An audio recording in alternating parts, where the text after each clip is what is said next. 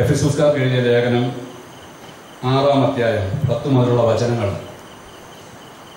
ആത്മീയ സമരം അവസാനമായി കർത്താവിലും അവിടുത്തെ ശക്തിയുടെ പ്രാഭവത്തിലും കരുത്തുള്ളവരാകുകയും സാത്താന്റെ കുടിലതന്ത്രങ്ങളെ എതിർത്തു നിൽക്കാൻ ദൈവത്തിൻ്റെ എല്ലാ ആയുധങ്ങളും ധരിക്കുകയും. എന്തെന്നാൽ നമ്മൾ മാംസത്തിനും രക്തത്തിനും എതിരായിട്ടല്ല, പ്രഭുത്വങ്ങൾക്കും ആധിപത്യങ്ങൾക്കും ഈ അന്ധകാര ലോകത്തിൻ്റെ അധിപന്മാർക്കും സ്വർഗീയ ഇടങ്ങളിൽ വർത്തിക്കുന്ന തിന്മയുടെ ദുരാത്മാക്കൾക്കും എതിരായിട്ടാണ് പടവെട്ടുന്നത്. അതിനാൽ ദൈവത്തിൻ്റെ എല്ലാ ആയുധങ്ങളും ധരിക്കുവിൻ. തിന്മയുടെ ദിനത്തിൽ ചെറുത്തു നിൽക്കാനും എല്ലാ കർത്തവ്യങ്ങളും നിറവേറ്റിക്കൊണ്ട് പിടിച്ചു നിൽക്കാനും അങ്ങനെ നിങ്ങൾക്ക് സാധിക്കും. അതിനാൽ സത്യം കൊണ്ട് അരമുറുക്കി നീതിയുടെ കവചം ധരിച്ച് നിങ്ങൾ ഉറച്ചു നിൽക്കുവിൻ.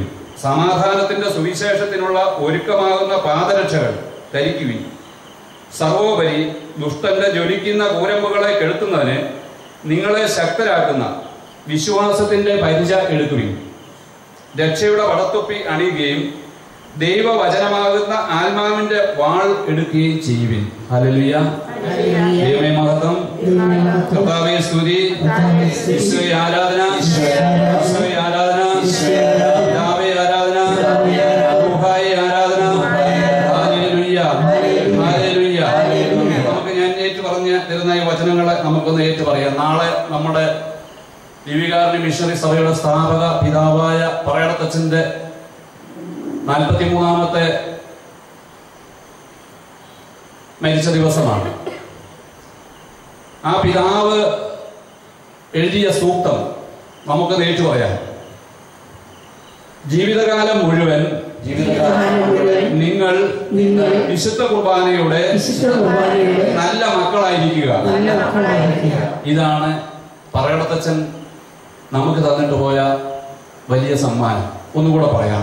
ജീവിതകാലം മുഴുവൻ നിങ്ങൾ വിശുദ്ധ കുർബാനയുടെ നല്ല മക്കളായിരിക്കും. ആലക്കുളത്തിലച്ഛൻ മാത്യു ആലക്കുളത്തിലച്ഛൻ ഇപ്രകാരം പറഞ്ഞു. നമ്മളത് ഇവിടെ ഏറ്റു ചൊല്ലാറുണ്ട് പലപ്പോഴും. പരിശുദ്ധ ദിവ്യകാരുണ്യമേ, ഓ എന്റെ ഭാഗ്യമേ. ഇത് പെരിയ ബഹുമാനപ്പെട്ട ആലക്കുളത്തിലച്ഛൻ മാത്യു ആലക്കുളത്തിലച്ഛൻ നമുക്ക് തന്നിരിക്കുന്ന സമ്മാനമാണ്. ഇത് നമ്മളെ ഇവിടെ ഉരുവിടാറുണ്ട്. വളരെ മനോഹരമായിട്ട് നമുക്ക് തന്നിരിക്കുന്ന സുഹൃത ജപം നമ്മളെ അറിഞ്ഞോ അറിയാതെയോ ഒക്കെ നമ്മളിവിടെ ചെയ്യുന്നുണ്ട്. ഇതിന്ന് നമുക്ക് മനസ്സിലായിട്ടുണ്ട്. എല്ലാവർക്കും ഇവിടെ വന്നിരിക്കുന്നവർക്ക് എല്ലാം അറിയാം. നമ്മുടെ ദിവ്യകാരുണ്യ മിഷണറി സഭയുടെ പിതാക്കന്മാർ, ഫൗണ്ടർ ഫാദേഴ്സ് നമുക്ക് തന്നിട്ട് പോയ വലിയ സമ്മാനമാണ്. ആ ഗാനം നമ്മുടെ മോലപ്പറമ്പിൽ അച്ഛൻ നമുക്ക് പാടിത്തന്ന ആ പാട്ട് കൂടെ നമുക്കത് ഏറ്റുപാടാം. ആഴിയിൽ എത്ര കോടി ജലഗണങ്ങളുണ്ടോ, ഊഴിയിൽ എത്ര കോടി മണൽത്തരികളുണ്ടോ, വാനിടത്തിൽ എത്ര കോടി നക്ഷത്രങ്ങളുണ്ടോ, അത്രത്തോളം അനവരതം സ്തുതി സ്തോത്രങ്ങൾ. എത്രത്തോളമാണ് സ്തുതിഗീതങ്ങൾ? അനവരതം. അതായത് എണ്ണമില്ല, അസംഖ്യമായിട്ട് കർത്താവിന് സ്തുതി സ്തോത്രങ്ങൾ അർപ്പിക്കുന്ന ഒരു ഗാനമാണ് മനോഹരമായിട്ട് നമുക്ക് എഴുതി തന്നിരിക്കും. ഒന്നുകൂടെ പാടാം. ആഴിയിൽ എത്ര കോടി ജലഗണങ്ങളുണ്ടോ, ഊഴിയിൽ എത്ര കോടി മണൽത്തരികളുണ്ടോ,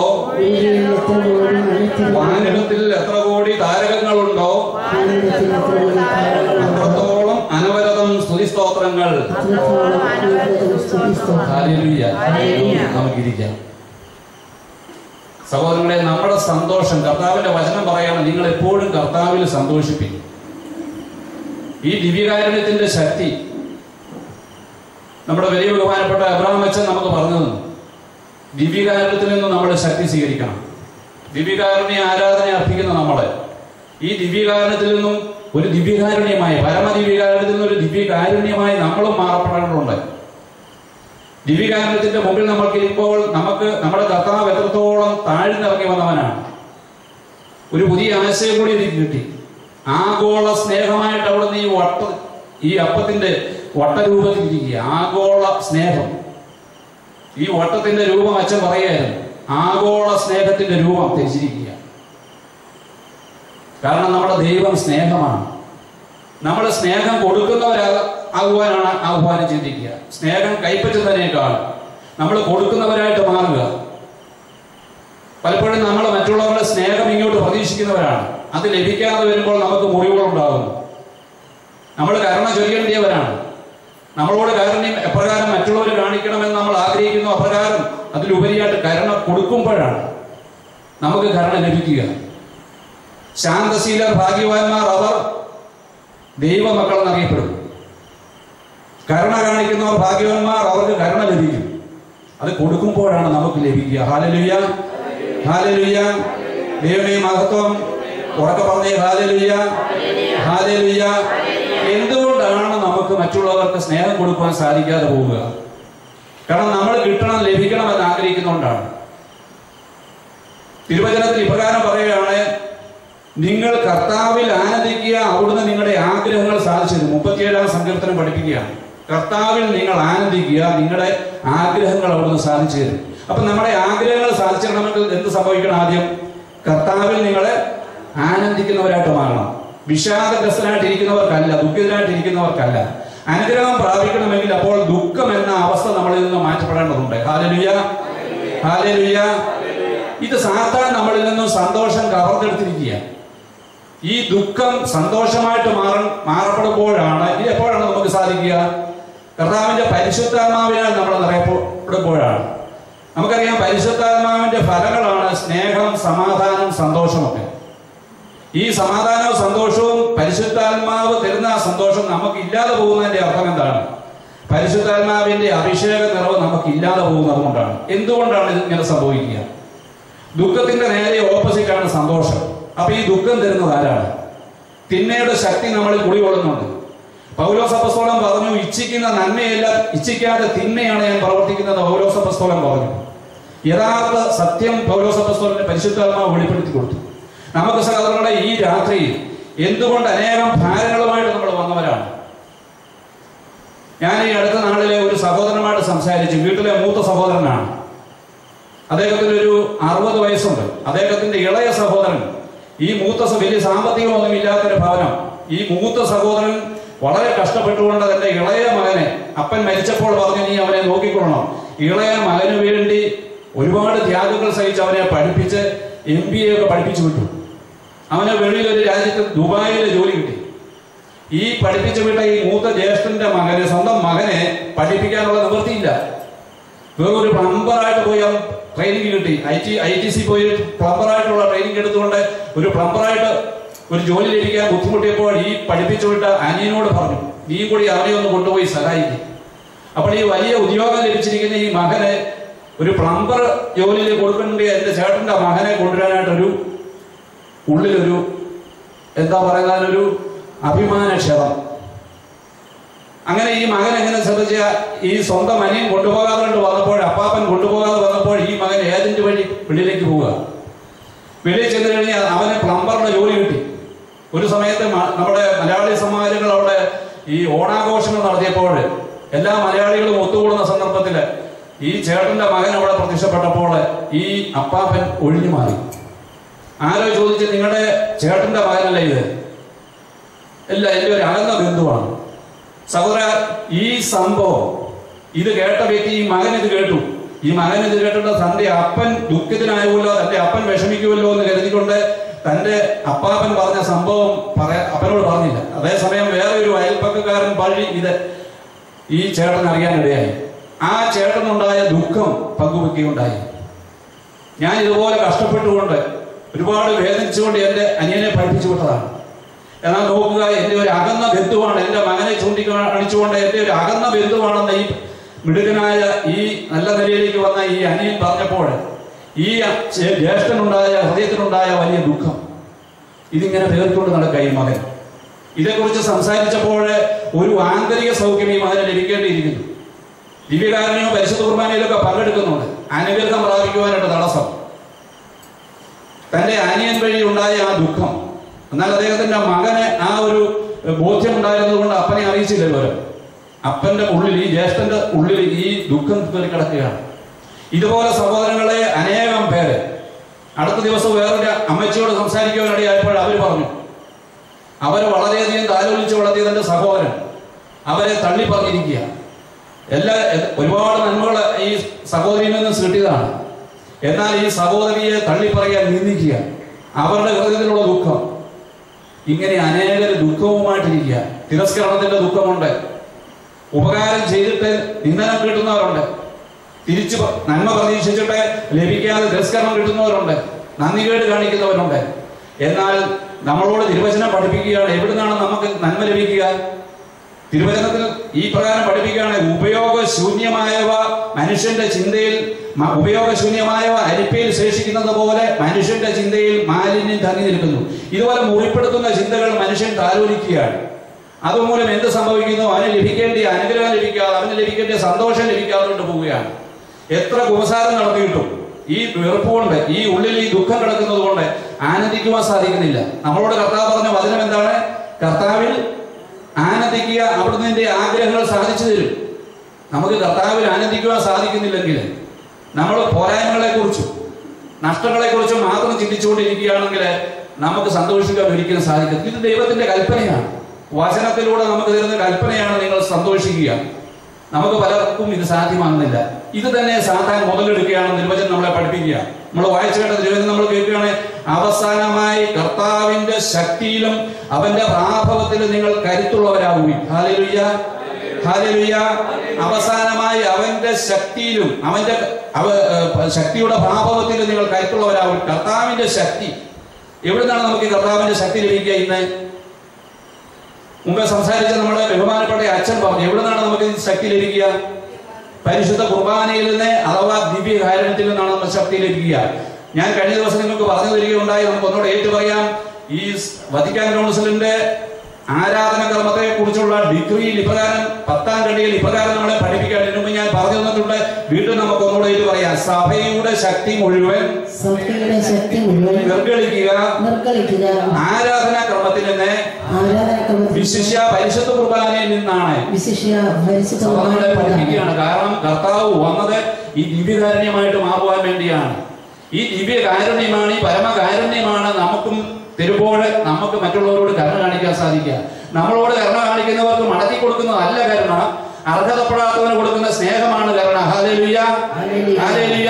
എന്നെ ധിക്കരിക്കുന്നവന്, എനിക്കെതിരെ ഞാൻ ഉപകാരം ചെയ്തിട്ടും എന്നെ അവജ്ഞയോടെ കാണുന്നവന്, എന്നെ ശത്രുവായിട്ട് കാണുന്നവന്, എന്നെ നിന്ദിക്കുന്നവന്, അവനോട് കരുണ കാണിക്കുന്നതാണ് കർത്താവിന് മുമ്പിലെ കരുണ. ഹല്ലേലൂയ. എന്നോട് കരുണ കാണിച്ചവനോട് തിരിച്ചു കരുണ കാണിക്കുന്നതല്ല, എന്നെ വേദനിപ്പിച്ചവന് തിരിച്ചു കൊടുക്കുന്നതാണ്. അതാണ് കർത്താവ് ചെയ്തത്. നമ്മൾ ഭാവികളായിരുന്നിട്ടും കർത്താവ് നമ്മൾക്ക് വേണ്ടി ആരെങ്കിലും തയ്യാറാകുമോ? തിരുവചനം ചോദിക്കുകയാണ്. ഒരു നീതിമാന് വേണ്ടി പോലും ആരെങ്കിലും മരിക്കുക അസാധ്യമാണ്. എന്നാൽ നാം പാപികളായിരിക്കെ ക്രിസ്തു നമുക്ക് വേണ്ടി മരിച്ചു. ഹല്ലേലൂയ. ആരെങ്കിലും നമുക്ക് വേണ്ടി മരിച്ചിട്ടുണ്ടോ? യേശു ക്രിസ്തു നമുക്ക് വേണ്ടി മരിച്ചു. ദൈവം തന്നെയായ യേശു ക്രിസ്തു നമുക്ക് വേണ്ടി മരിച്ചു. കർത്താവായ യേശു ക്രിസ്തു നമുക്ക് വേണ്ടി മരിച്ചു. ഞാൻ ഈ തിരുവചനത്തിലൂടെ കടന്നു പോകുമ്പോൾ വീണ്ടും ഓർത്തു പോവുകയാണ്, നമ്മളെ സന്തോഷത്തിലേക്ക് വരാൻ സാധിക്കാത്ത അവസ്ഥ. പലപ്പോഴും നമ്മൾ താലോലിക്കുകയാണ്, കഷ്ടതയുടെ കാര്യങ്ങളാണ് നമ്മൾ ആലോചിച്ചുകൊണ്ടിരിക്കുന്നത്. തിരുവചനം ഇപ്രകാരം പറയാണ്, വിലാപത്തിന്റെ പുസ്തകത്തിൽ എന്റെ കഷ്ടതയുടെയും ഏറ്റു പറയാം, എന്റെ കഷ്ടതയുടെയും അലച്ചിലിന്റെയും ഓർമ്മ കൈപ്പേറിയ വിഷമാണ്. അതിനെപ്പറ്റി നിരന്തരം ചിന്തിച്ച് എന്റെ മനം തകരുന്നു. എന്തുകൊണ്ടാണ് നമ്മുടെ മനം തകരുക? കഷ്ടതയുടെയും അലച്ചിലിന്റെയും ഓർമ്മ സൂക്ഷിച്ചു വെക്കുക. ഏത് ഓർമ്മയാണ് നമ്മൾ സൂക്ഷിക്കേണ്ടത്? നന്മയുടെ ഓർമ്മകളാണ് നമ്മൾ സൂക്ഷിക്കേണ്ടത്. നമ്മുടെ കർത്താവിനെ കുറിച്ച് പറയുകയാണ്, മോശയുടെ ഒരു കീർത്തനത്തിൽ പറയുന്ന, നമ്മുടെ നിയമാവർത്തന പുസ്തകത്തിൽ, കർത്താവ് തിന്മ അറിയാത്തവനാണ്. ആരാണ് തിന്മ അറിയുന്നവൻ? സാത്താൻ, തിന്മയുടെ ശക്തി അല്ലേ? കർത്താവല്ല, കർത്താവ് തിന്മ അറിയാത്തവനാണ്. കോർന്തിയോസ്കാർക്ക് എഴുതിയ ലേഖനം 5-ാം അധ്യായം 1-ാം ലേഖനം 5-ാം അധ്യായത്തിന്റെ 29-ാം വചനത്തിൽ പ്രകാരം പറയുകയാണ്, നമ്മളെ അവൻ നീതീകരിക്കുന്നതിന് വേണ്ടി പിതാവായ ദൈവം പാപമറിയാത്ത തന്റെ പുത്രനെ പാപമാക്കി മാറ്റി. യേശു ക്രിസ്തു പാപം ഏറ്റെടുത്ത് പാപിയായില്ല. അവന് നമ്മുടെ ഭാവികളായ നമ്മുടെ പാപം ഏറ്റെടുത്തുകൊണ്ട് അവനെ പിതാവായ ദൈവം പാപമാക്കി മാറ്റി. എന്തിനു വേണ്ടിയായിരുന്നു? നമ്മുടെ പാപം ഏറ്റെടുത്ത് എന്തിനു വേണ്ടിയായിരുന്നു? പാപം മൂലം നമുക്ക് ലഭിക്കാതെ പോകുന്ന നഷ്ടം, സന്തോഷം, ആ സമാധാനമൊക്കെ അവൻ എടുത്തു മാറ്റുക ചെയ്തത്. ഹല്ലേലൂയ. നമ്മൾ ഇനിയും എന്താണ് ചെയ്യേണ്ടത്? തിരുവചനത്തിൽ ഇപ്രകാരം പഠിപ്പിക്കുകയാണ്, തന്നെ വിളിച്ചപേക്ഷിക്കുന്നവർക്ക്, സങ്കീർത്തനം 145 പഠിപ്പിക്കുകയാണ്, തന്നെ വിളിച്ചപേക്ഷിക്കുന്നവർക്ക്. ഏറ്റു പറയാം, തന്നെ വിളിച്ചപേക്ഷിക്കുന്നവർക്ക്. ഇനി എങ്ങനെ വിളിച്ചപേക്ഷിക്കണമെന്നാണ് പറയാ? ഹൃദയപരമാർത്ഥതയോടെ വിളിച്ചപേക്ഷിക്കുന്നവർക്ക് കർത്താവ് സമീപസ്ഥനാണ്. ആർക്കാണ് കർത്താവ് സമീപസ്ഥൻ? വേറൊരു പറയുന്നത് ഹൃദയം നുറുങ്ങിയവർക്ക് കർത്താവ് സമീപസ്ഥനാണ്. ഇവിടെ പറയാണ് തന്നെ പരമാർത്ഥതയോടെ, ഹൃദയപരമാർത്ഥതയോടെ വിളിച്ചപേക്ഷിക്കുന്നവർക്ക് കർത്താവ് സമീപസ്ഥനാണ്. ഏതായിരിക്കും ശരി? ഹൃദയപരമാർത്ഥതയോടെ വിളിച്ചപേക്ഷിക്കുന്നവർക്ക്, അതായത് സത്യത്തിലും ആത്മാവിലും അവിടുത്തെ ആരാധിക്കുമ്പോൾ വെറുപ്പും വിദ്വേഷവും ഇല്ലാതെ, പാപത്തിന്റെ ലേശം പോലും ഇല്ലാതെ കണ്ട് നമ്മളെ അവിടുത്തെ ആരാധിക്കുവാനാണ് തിരുവചനം നമ്മളെ പഠിപ്പിക്കുക. ഹല്ലേലൂയ, യേശുവേ നന്ദി. തന്റെ ഭക്തന്മാരുടെ ആഗ്രഹം അവിടുന്ന് സഫലമാക്കുന്നു. അവിടുന്ന് അവരുടെ നിലവിളി കേട്ട് അവരെ രക്ഷിക്കുന്നു. എത്ര കിടന്ന് കരഞ്ഞാലും, എത്ര കിടന്ന് ബഹളം വെച്ചാലും തിരുവചനം പറയുകയാണ് തന്റെ ഭക്തന്മാരുടെ ആഗ്രഹം അവിടുന്ന് സാധിച്ചു കൊടുക്കുന്നു. ആരാണ് ദൈവത്തിന്റെ ഭക്തൻ? നമ്മൾ മുമ്പേ കേട്ടു, സ്നേഹത്തിൽ പരിപൂർണതയിലേക്ക് വരിക, കാരുണ്യമുള്ളവനായിട്ട് മാറുക, പരസ്പരം പങ്കുവയ്ക്കുന്നവനായിട്ട് മാറുക, ശൂന്യവൽക്കരിക്കപ്പെട്ട അവസ്ഥയിലേക്ക് വരിക. കാരണം താഴ്മയോടെ അവൻ നമുക്ക് വേണ്ടി ദൈവമായിരുന്നിട്ടും അവൻ ദൈവത്തോടുള്ള സമാനത ഉപേക്ഷിച്ച് താഴേക്ക് ഇറങ്ങി വന്നവനാണ്. ഈ ആഗോള സ്നേഹമായ ഈ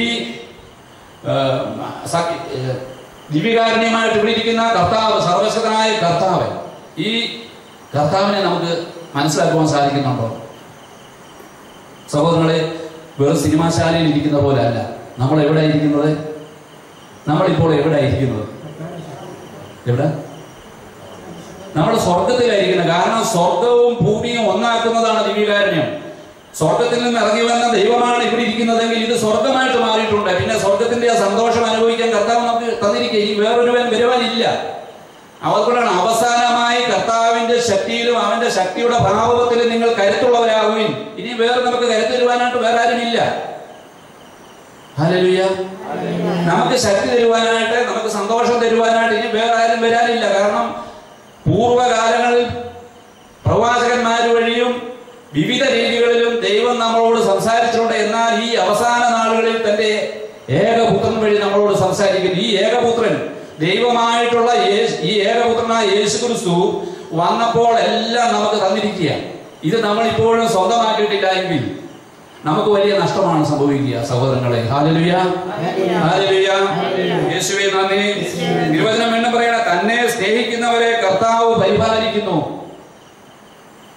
യോഹന്നാൻ ശ്ലീഹയുടെ സുവിശേഷം 14-ാം അധ്യായത്തിന്റെ 15-ാം വചനം പറയുകയാണ്, എന്നെ സ്നേഹിക്കുന്നവൻ എന്റെ വചനം പാലിക്കുന്നു. നമുക്ക് മുഴുവൻ കാണാൻ സാധിക്കും. ആദിയിലുള്ളവനാണ് യേശു ക്രിസ്തു, വചനമായ ദൈവം.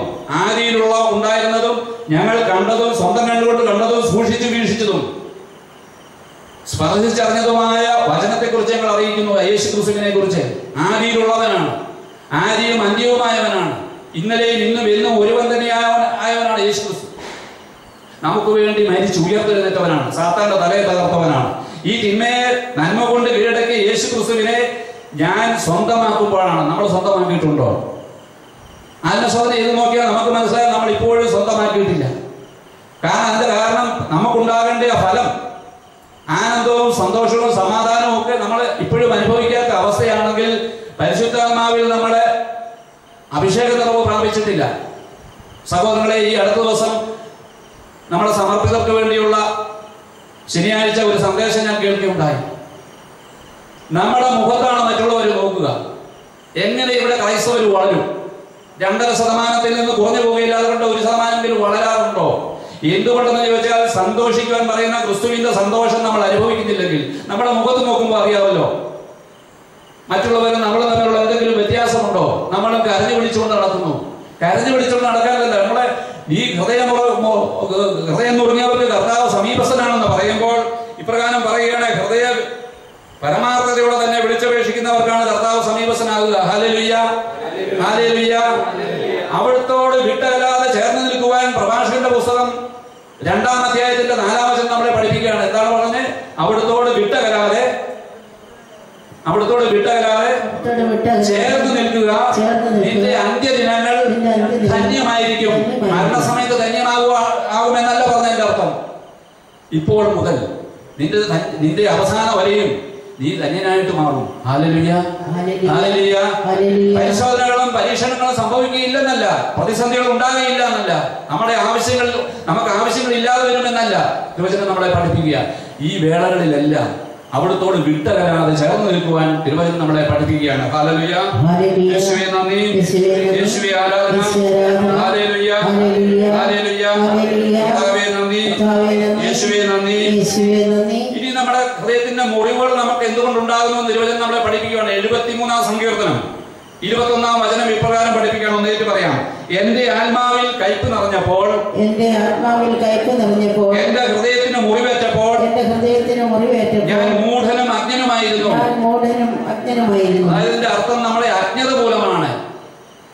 വിശുദ്ധ ലീലമോ ദൈവത്തിന്റെ ശക്തിയോ അറിയാത്തത് കൊണ്ടല്ലേ നിങ്ങൾക്ക് തെറ്റുപറ്റുന്നതെന്ന് തിരുവചനം നമ്മളോട് ചോദിക്കുമ്പോൾ തിരുവചനം നമ്മളെ പഠിപ്പിക്കുകയാണ്. ഞാൻ അപ്പോൾ അജ്ഞനും മൂഢനുമായിരുന്നു. എനിക്ക് ക്ഷമിക്കുവാൻ സാധിക്കാതെ വന്നപ്പോൾ എന്റെ മനസ്സിനാണ് മുറിവുണ്ടായത്. ഞാൻ അനുഭവിക്കേണ്ട സന്തോഷം ഞാൻ സന്തോഷം അനുഭവിച്ചാൽ മാത്രമല്ല നമുക്ക് പകരം കൊടുക്കുവാൻ പറ്റുള്ളൂ. തിരുവചനം ഇപ്രകാരം നമ്മളെ പഠിപ്പിക്കുകയാണ്. എപ്പോഴാണ് ആത്മാവിന്റെ അഭിഷേകം നിറവെനിക്കുണ്ടാകുന്നത്? എന്റെ പാനപാത്രം എപ്പോഴാണ് കവിഞ്ഞൊഴുകുക? സങ്കീർത്തനം 23 പറയണം, എന്റെ പാനപാത്രം കവിഞ്ഞൊഴുകും. നമ്മളിൽ ആ കവിഞ്ഞൊഴുക്കൽ ഉണ്ടായിട്ടുണ്ടോ? ആത്മാവിന്റെ നിറവഭിഷേകം നമുക്ക് ഉണ്ടാകുമ്പോഴാണ് കവിഞ്ഞൊഴുക മറ്റുള്ളവർക്ക് കൊടുക്കാൻ സാധിക്കുക. അല്ലെങ്കിൽ എനിക്ക് തന്നെ ഞാൻ തൃപ്തനായിട്ടില്ലെങ്കിൽ എനിക്ക് എങ്ങനെ മറ്റുള്ളവർക്ക് തൃപ്തനാക്കാൻ സാധിക്കും? നോക്കുക, നമ്മുടെ കർത്താവ് എന്താ ചെയ്യുന്നത്? നിങ്ങളുടെ കയ്യിൽ എന്തുണ്ട് എന്ന് ചോദിക്കുക. വലിയൊരു പുരുഷാരം വന്നപ്പോൾ കർത്താവ് ശിഷ്യന്മാരോട് ചോദിക്കുക, ഇവർക്ക് കൊടുക്കുവാൻ നിങ്ങളുടെ കൈവശം എന്തുണ്ട്? ശിഷ്യന്മാർ കണക്ക് കൂട്ടിട്ട് പറയാ, ഞങ്ങളുടെ 200 ദിനാറ കൊണ്ട് മേടിച്ചാൽ പോലും തികയത്തില്ല. എന്നാൽ നിങ്ങളുടെ കൈവശം എന്തുണ്ട്? അവർ കണ്ടുപിടിച്ചു. അമ്മ കൊടുത്തയച്ചൊരു 5 അപ്പവും 2 മീനും കൈവശം ഉണ്ടായിരുന്ന ഒരു പയ്യനെ കണ്ടു. അവനത് കൊടുക്കാതിരുന്നാലോ എന്ത് സംഭവിക്കുമായിരുന്നു? കർത്താവ് പക്ഷേ എന്ത് ചെയ്യണമെന്ന് അറിഞ്ഞിരുന്നുവെന്ന് തിരുവചനത്തിൽ പഠിപ്പിക്കുന്നുണ്ട്.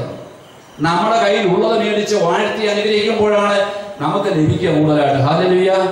നമുക്ക് ലഭിച്ച നന്മകൾ എണ്ണി എണ്ണി കർത്താവിന്റെ മുമ്പിൽ, കർത്താവ് ഇത് അങ്ങ് ചെയ്ത നന്മകളാണ്, എന്റെ ജീവിതത്തിൽ അങ്ങ് തന്ന നന്മകളാണെന്ന് എണ്ണി എണ്ണി പറഞ്ഞ് അവിടുത്തെ സ്തുതിക്കുമ്പോൾ, അതുകൊണ്ടാണ് ഇന്നാൾ തിരുവചനം നമ്മളെ പഠിപ്പിക്കുക. നിയമാവർത്തനം 28:47 പഠിപ്പിക്കുക. എല്ലാറ്റിലും സമൃദ്ധി ഉണ്ടായപ്പോൾ തികഞ്ഞ ആഹ്ലാദത്തോടെ നിന്റെ ദൈവമായ കർത്താവിന് ശുശ്രൂഷ ചെയ്തില്ല.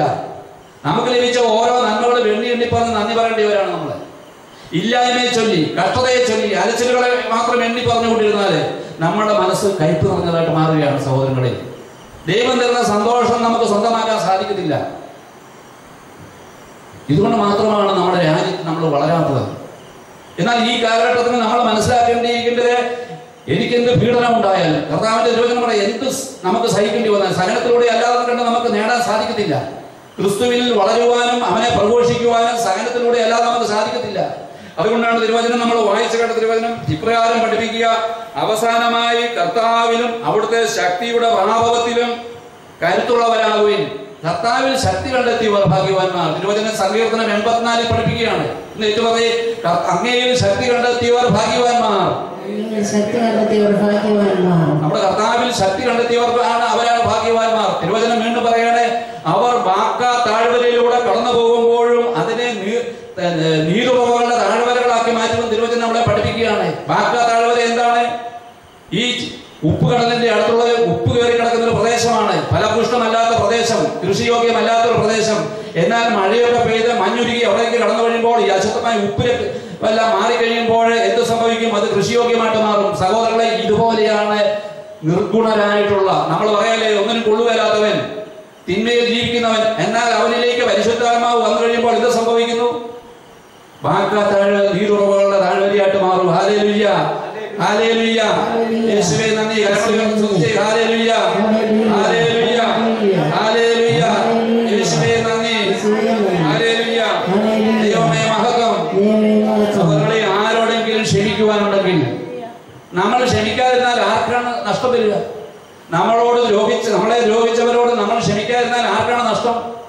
ദൈവത്തിൽ നിന്ന് അനുഗ്രഹം പ്രാപിക്കാൻ നമ്മൾ തടസ്സം സൃഷ്ടിച്ചു വെച്ചിരിക്കുക, വേറെ ആരുമല്ല. വേദനിപ്പിച്ച വ്യക്തിയോട് ഹൃദയപൂർവ്വം ക്ഷമിക്കാൻ കർത്താവ് പഠിപ്പിക്കുകയാണ്. നിന്നെ വേദനിപ്പിച്ചവനോടും നീ ഹൃദയപൂർവ്വം ക്ഷമിക്കണം, അവനുമായിട്ട് രമ്യതപ്പെടണം. പരിശുദ്ധ കുർബാനയുടെ ആരംഭത്തിൽ നമ്മൾ പ്രാർത്ഥിക്കാറുണ്ട് ഇപ്രകാരം: അനുരഞ്ജിതരായി തീർന്നിടാം, നവമൊരു പീഠം ഒരുക്കിയിടാം, ഗുരുവിൻ സ്നേഹമോട് ഈ യാഗം. കണ്ടോ, ഈ യാഗം അർപ്പിക്കണമെങ്കിൽ ഒരു പുതിയ പീഠമായിട്ട് നമ്മൾ മാറണം. നമ്മുടെ ഹൃദയം ശുദ്ധമായിട്ട് മാറണം. ഹല്ലേലൂയ. ഹൃദയശുദ്ധിയുള്ളവർ ഭാഗ്യമാർ, അവർക്ക് മാത്രമേ ദൈവത്തെ കണ്ടെത്തുവാൻ സാധിക്കത്തുള്ളൂ. ഹൃദയശുദ്ധി കൂടാതെ ആർക്കും സാധിക്കത്തില്ല സഹോദരങ്ങളെ. പരിപൂർണമായിട്ട് എല്ലാവരോടും ഹൃദയപൂർവ്വം ക്ഷമിച്ച ഒരു ഹൃദയത്തിന്റെ ഉടമയായിട്ട് നമ്മുടെ പാപങ്ങൾ ഏറ്റു പറയുക. നമ്മുടെ പാപങ്ങൾ കർത്താവിനോട് ഏറ്റു പറഞ്ഞ് പൊറുതി മേടിച്ചിട്ട് മാത്രം നമ്മൾ ചെയ്യേണ്ടതാണ് ഈ ബലിയർപ്പണം. അത് വളരെ എഴുതി വെച്ചിരിക്കുക, ആരംഭത്തിൽ എഴുതി വെച്ചിരിക്കുക. അനുരഞ്ജിതരായി തീർന്നുള്ള ദൈവത്തോടും നമ്മളെ വേദനിപ്പിച്ചവരുടെ സഹജീവികളോടും എല്ലാം അനുരഞ്ജിതരായി തീർന്നിട്ട് മാത്രം വേണം ഈ ബലി അർപ്പിക്കുവാൻ. അപ്പോഴാണ് കർത്താവ് തരുന്ന ആ സന്തോഷം നമുക്ക് അനുഭവിക്കാൻ സാധിക്കുക സഹോദരങ്ങളെ.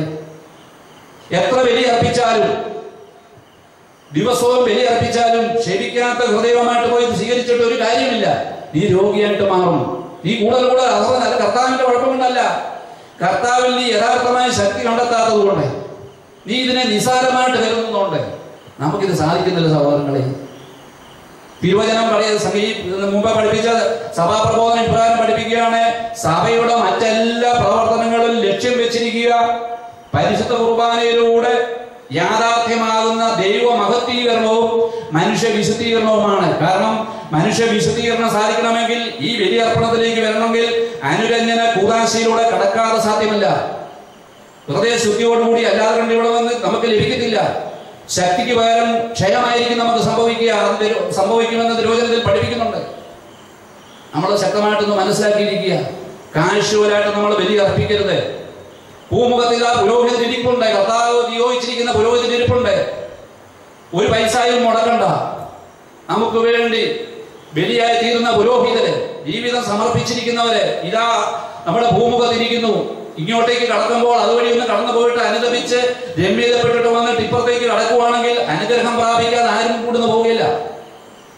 കാരണം അനുഗ്രഹം അവകാശമാക്കാൻ വേണ്ടി വിളിക്കപ്പെട്ടവരാണ് നമ്മൾ. ദൈവത്തിന്റെ അവകാശം അനുഗ്രഹം നമ്മളെ തരിക എന്നുള്ളതാണ്. ഈ പോകുന്നിടത്തെല്ലാം നീ ഒരു അനുഗ്രഹമായി തീരുമെന്ന് അബ്രാഹത്തിന്റെ സന്തതികളോട് കർത്താവ് വാഗ്ദാനം ചെയ്തതാണ്. ഈ പോകുന്നിടത്തെല്ലാം നീ ഒരു അനുഗ്രഹമായി മാറും. നമ്മൾ പോകുന്നിടം അനുഗ്രഹമായി മാറുന്നുണ്ടോ? ഈ അടുത്ത ദിവസം എൻ്റെ മകന് ബുദ്ധിമുട്ടുകൾ പറയുമ്പോൾ ഞാൻ പറയും, മോനെ നീ പ്രാർത്ഥിക്ക്, പരിശുദ്ധാത്മാവിനോട് പ്രാർത്ഥിക്ക്. അച്ഛൻ പറഞ്ഞു തന്നു, എന്നിലൂടെ ഈ മകനിലേക്ക് പരിശുദ്ധാത്മാവ് കടന്നു ചെല്ലണം. നമ്മളിൽ നിറഞ്ഞു നിൽക്കുന്ന പരിശുദ്ധാത്മാവ് നമ്മളെ വേദനിപ്പിക്കുന്നവരിലേക്ക് കടന്നു ചെല്ലണം. അവനിൽ പരിശുദ്ധാത്മാവ് നിറയുമ്പോഴാണ് സമാധാനം ഉണ്ടാകുക, രമ്യതയാകുക. ഹല്ലേലൂയ. കരങ്ങളൊക്കെ സ്തുതിച്ചേ. ഹല്ലേലൂയ, ഹല്ലേലൂയ. നമ്മളിൽ വസിക്കുന്ന പരിശുദ്ധാത്മാവ് കവിഞ്ഞൊഴുകുന്ന അവസ്ഥയിലാണെങ്കിൽ ഈ കവിഞ്ഞൊഴുകുന്ന പരിശുദ്ധാത്മാവിനെ മാത്രമേ കൊടുക്കാൻ പറ്റത്തുള്ളൂ. എന്നിൽ പരിശുദ്ധാത്മാവിന്റെ നിറവില്ലെങ്കിൽ എനിക്ക് കൊടുക്കാൻ പറ്റത്തില്ല. അതുകൊണ്ടാണ് പരിശുദ്ധാത്മാവ് എന്നിൽ വന്ന് നിറയണമെന്നും അത് കവിഞ്ഞൊഴുകണമെന്നും, കവിഞ്ഞൊഴുകുമ്പോഴാണ് മറ്റുള്ളവർക്ക് ലഭിക്കുക. അപ്പോൾ ഇത് സംഭവിച്ചപ്പോൾ ഞാൻ ഇവർ പറഞ്ഞു കൊടുത്തു, ഇതാണ് എന്റെ അർത്ഥം. നീ പരിശുദ്ധാത്മാവിൽ നിറഞ്ഞു കഴിയുക. നിറഞ്ഞു കവിയാതെ കൊണ്ട് വേറൊരു കൊടുക്കാൻ പറ്റത്തില്ല. അങ്ങനെ പ്രാർത്ഥിക്കണം നമ്മൾ. അതുകൊണ്ടാണ് നമുക്ക് ക്രിസ്തു ശിഷ്യന്മാരെ വാർത്തെടുക്കുവാൻ സാധിക്കാതെ പോകുന്നത്. നമ്മൾ ഭയവിഹരരായിട്ടിരിക്കുകയാണ്. നമ്മളെ കണ്ടു കഴിഞ്ഞാൽ ആരും വരത്തില്ല. കാരണം സുസ്മേര വലതെറ്റായിട്ട് കായനോട് ചോദിച്ച അതേ ചോദ്യം, എന്താ നിന്റെ മുഖം വാടിയിരിക്കുന്നത്? വാടിയ മുഖമായിട്ടല്ലേ നമ്മളിരിക്കുക. സന്തോഷം നമ്മുടെ പ്രസംഗത്തിൽ മാത്രമേ ഉള്ളൂ. കണ്ട് സന്തോഷിച്ചു, അഥവാ ഒന്ന് സന്തോഷത്തോടുകൂടി പോകുന്നവൻ മറ്റൊരു പറയും അവന് അല്ലലും അലച്ചിലും ഒന്നും ഇല്ലാത്തവനാണ്, അവന്റെ ബാധ്യതകളെല്ലാം തീർന്നവനാണ്. സഹോദരങ്ങളെ, ആരുടെയും ബാധ്യതകൾ മാറുന്നില്ല, ആരുടെയും അലച്ചിലുകൾ മാറുന്നില്ല നോക്കിയാൽ. എന്നാൽ ഈ അലച്ചിലേക്ക് നോക്കിക്കഴിഞ്ഞാൽ അലച്ചിലായിട്ട് തന്നെ ഇരിക്കും. എപ്പോഴും സമാധാനം ഉണ്ടാകത്തില്ല സഹോദരങ്ങളെ. കർത്താവിന് അവനെ നോക്കിയവർ പ്രകാശിതരായി. ഹല്ലേലൂയ. എങ്ങനെയാണ് അവനെ ഒന്ന് നോക്കിക്കേ. ഈ വട്ടത്തിൽ ഇരിക്കുന്നവന് ജീവനുണ്ടോ എന്ന് നോക്കിക്കേ. ഇനിയും വേറൊരു രക്ഷ വരാനില്ല. നമുക്ക് രക്ഷ വന്നു കഴിഞ്ഞു പരിശുദ്ധ കുർബാനയായിട്ട്. ഈ പരിശുദ്ധ കുർബാനയിൽ നിശബ്ദനായിട്ടിരിക്കുന്ന ദൈവം നോക്കുക. ഇന്നും നമ്മുടെ കരങ്ങളും നമ്മുടെ പുരോഹിതരുടെ കരങ്ങളില്ലാതെ, അവരുടെ ഭൂതാശവയങ്ങൾ അവർ ഉച്ചരിക്കാതെ അവന് ആകാൻ പറ്റത്തില്ല. അത്ര കണ്ട് അവൻ സൂര്യനായിരിക്കുന്നു. ഇന്നും അവന്റെ സാദൃശ്യത്തിലും ഛായയിലും സൃഷ്ടിക്കപ്പെട്ടവരാണ് നമ്മളെന്ന് ഓർക്കണം. നമ്മൾ ദിവ്യകാരുണ്യമായിട്ട് മാറ്റപ്പെടേണ്ടവരാണ്. ഈ ദിവ്യകാരുണ്യ മിഷണറി സഭ ഈ മല്ലപ്പള്ളിയിൽ വന്നതിൻ്റെ ഏറ്റവും ഭാഗ്യം എനിക്ക് ഞാനാ ചിന്തിക്കുക. കാരണം ഞാൻ മൈലുകളോളം താണ്ടി ഞാൻ ഒരു നിശബ്ദമായിട്ട് ഇരുന്ന് ആരാധിക്കുന്ന ഒരു സ്ഥലം, ദിവ്യകാരുണ്യ ആരാധന എപ്പോഴും ഉള്ളൊരു സ്ഥലം അതിരമ്പുഴ കാരിസ്ഭവനായിരുന്നു. ഞാൻ ഒരു ദിവസം എനിക്ക് അവധി കിട്ടുന്ന സമയത്ത് ഞാൻ അവിടെ പോകും. അവിടെ പോയി മണിക്കൂറുകളോളം ഇരിക്കും. മണിക്കൂറുകളോളം താണ്ടി ഇവിടെ വരേണ്ടതുകൊണ്ട് മാത്രം പെടുക. ഞാൻ പോകുന്ന സ്ഥലത്ത്, ഞാൻ ജോലി ചെയ്ത സ്ഥലത്തൊക്കെ, പെരിന്തൽമണ്ണയിൽ ജോലി ചെയ്തപ്പോൾ അവിടെ എന്നും ദേവാലയത്തിൽ പോയി പരിശുദ്ധ കുർബാനയെ അർപ്പിച്ച് വിസിത്തായി കഴിയും. ഇപ്പോഴും ഞാൻ രാവിലെ പള്ളിയിൽ പോയി, ഞാൻ ഇത് പറയുകയില്ല, നമ്മളെ ആത്മപ്രശംസ നടത്തുകയില്ല, രാവിലെ പള്ളിയിൽ പോകും. ഇടയ്ക്ക് സമയം കിട്ടുമ്പോൾ പോയി, നമ്മൾ പണ്ട് പറയുകയില്ലായിരുന്നു വിസിത്ത കഴിയുക. ആ വിസിത്ത ഇപ്പോഴും കഴിക്കാറുണ്ട് സഹോദരങ്ങളിൽ. ഇപ്പം ദൈവം എനിക്ക് സമയം തന്നിട്ടുണ്ട്. അല്ലെങ്കിൽ അന്ന് ജോലി തിരക്കുണ്ടായിരുന്ന സമയത്ത് ഞാൻ അവിടെ പഴവങ്ങാടി പള്ളിക്കകത്ത് പോയിരിക്കും. 8:15 ചെല്ലുമ്പോൾ 8:15 ആകുമ്പോൾ അവിടെ ചെല്ലുമ്പോൾ കല്ലുപാലത്തുള്ള നമ്മുടെ വലിയ കത്തീഡ്രൽ പള്ളി, അവിടെ നിത്യാരാധന കപ്പലുണ്ട്, അവിടെ കയറിയിരിക്കും. കോട്ടയത്ത് പോവുകയാണെങ്കിൽ ഞാൻ നല്ലടയും പള്ളിയിൽ കയറിയിരിക്കും. കാരണം അവിടെയും നിത്യാരാധന കപ്പലുണ്ട്, ദിവ്യകാരുണ്യം എഴുന്നള്ളിച്ച് വെച്ചിട്ടുണ്ട്. അവിടെ പോയി നിശബ്ദമായിട്ടിരിക്കും.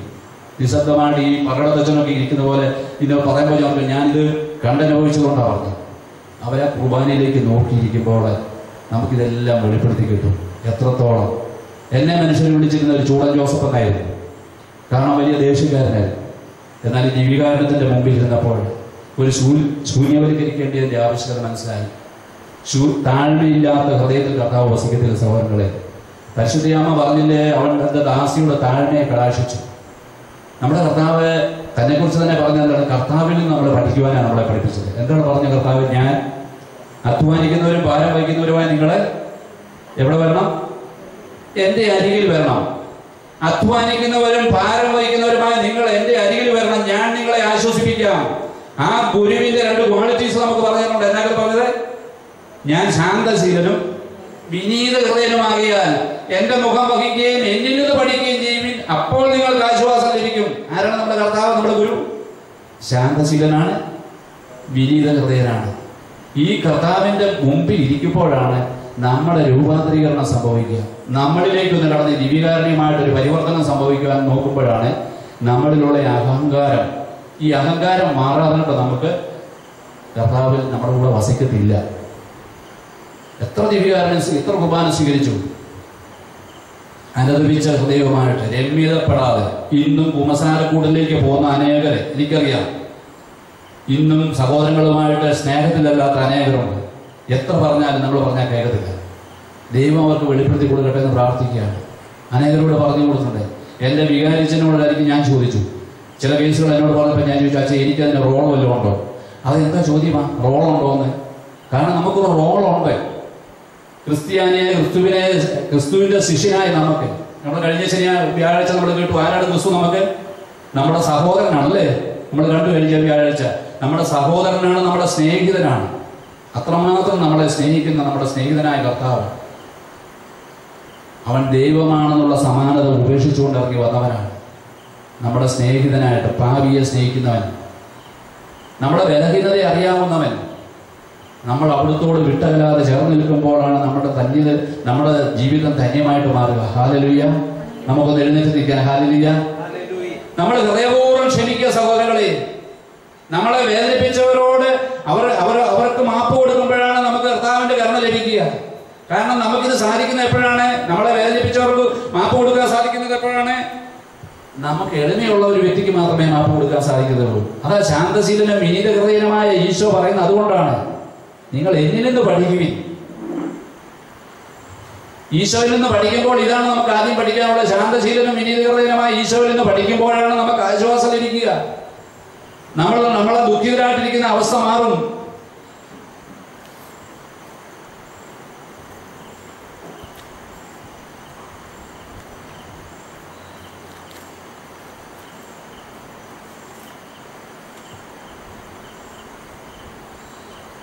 തിരുവചനം നമ്മളോട് പറയുകയാണ്, ജോബിന്റെ പുസ്തകത്തിൽ അവസാനത്തെ ഭാഗം ഒന്ന് വായിക്കും.